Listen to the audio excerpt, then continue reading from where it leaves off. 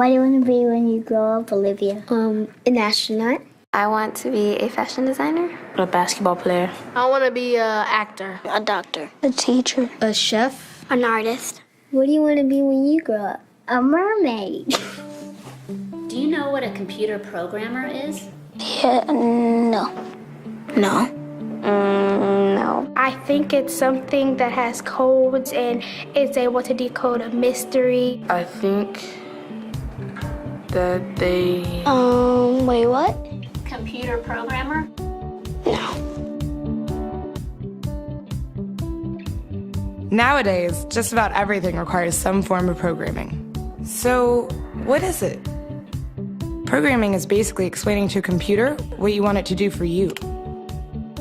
When you're programming, you're teaching possibly the stupidest thing in the entire universe, a computer, how to do something. Programming is one of the only things in the world that you can do where you can sit down and just make something completely new from scratch, you know, whatever you want. It's really not unlike kind of playing an instrument or something, or playing a sport. It starts out being very intimidating, but you kind of get the hang of it over time.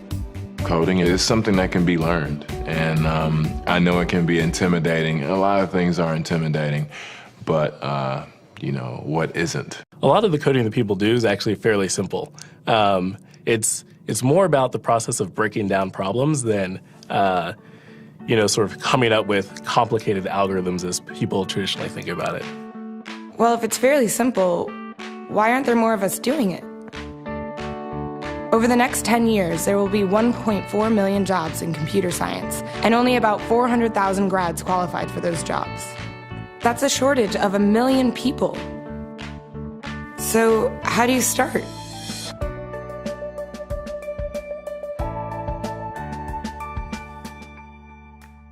I was obsessed with maps when I was a kid, and cities specifically.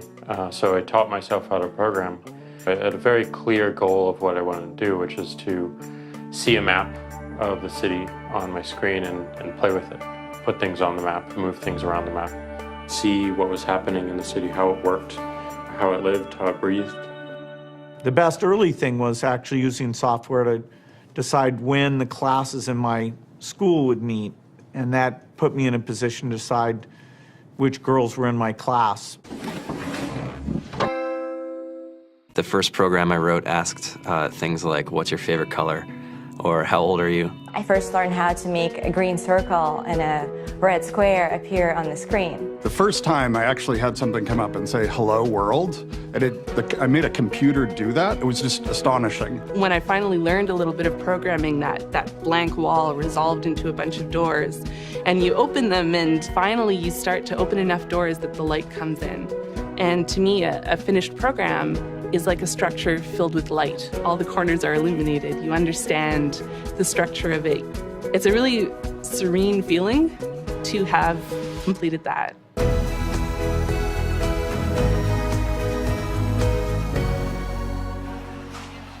It took me some time to realize that creating things with your hands or creating code, creating programs, is just a different way to express creativity.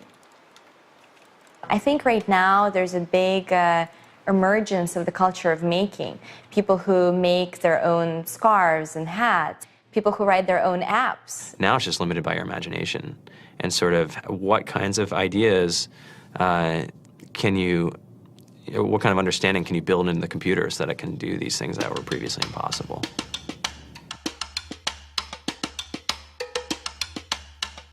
All great things are built in teams when you collaborate with other smart people.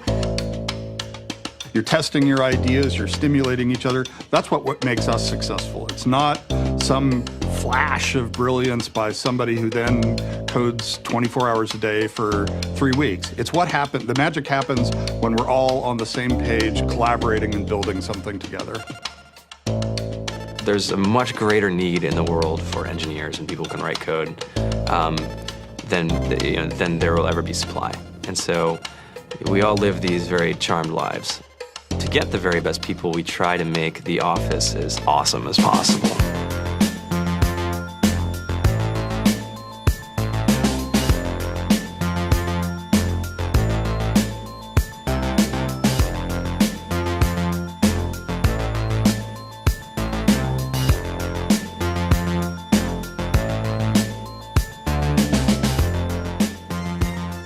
have a fantastic chef, Free food, breakfast, lunch, and dinner. free laundry, snacks, even places to play and video games and scooters. There's all these kind of interesting things around the office and places where people can play or relax or go to think or play music or be creative. I went on the Bureau of Labor Statistics for the United States, and there's about a third of the pie that's all the things you would expect. It's, they're working in the government, they're working in typical technology jobs. But then, like, the rest of the pie, and it was the majority of the pie, just split down into these little teeny slices of every industry imaginable. And what it is, computers are everywhere. You want to work in agriculture? Do you want to work in entertainment? Do you want to work in manufacturing? It's just all over.